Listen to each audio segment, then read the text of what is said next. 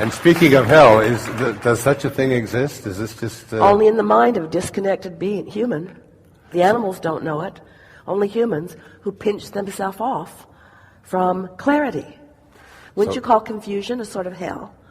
Wouldn't you call lethargy a sort of hell? People who behaved in horrific ways, is there punishment when they leave this earthly plane? That really disappoints humans when we tell them that is not the case.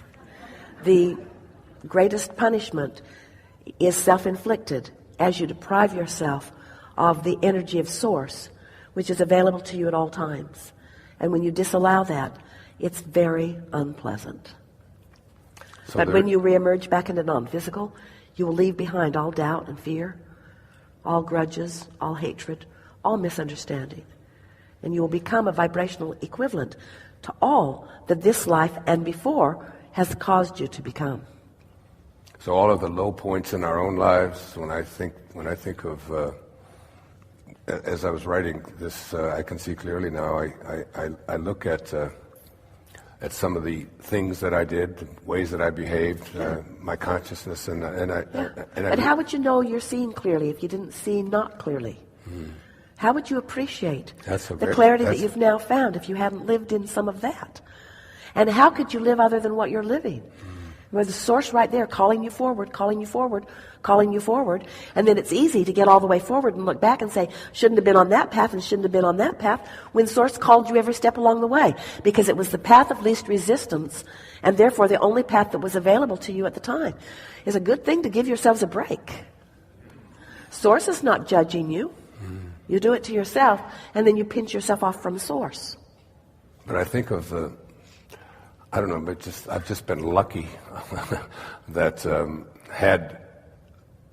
had I been found out some of the things that the ways that I had behaved at earlier times in my life. But things are always working out for you. And your behavior didn't deserve punishment. It didn't deserve finding out. You're just off your path a little bit. Right. Source is always looking the other way when you stumble. Never looking at what you think is wrong. That's you that do that to yourselves and each other. Little child is just learning to walk, falls down. Get up, you little dummy.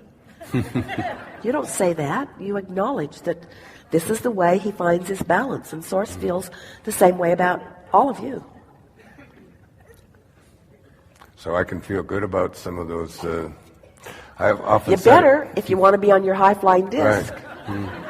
In other words, you can't look back with any condemnation of self without disconnecting yourself from source, who feels good about everything you've lived. Everything. Everything. I've often said that true nobility it's not about being better than anyone else. It's about being better than you used to be. And in every regard, I think I am better. Nobility is overrated because it's what people. It's the consciousness that people have. God never uses the term nobility. Unless Ever. It applies to all of us. Unless it applies to, what does noble mean anyway? Well, it's like we're talking now perfection, It's like, yeah, but there isn't any of that, because you never get it done. Perfection smacks of endedness, and there isn't any of that.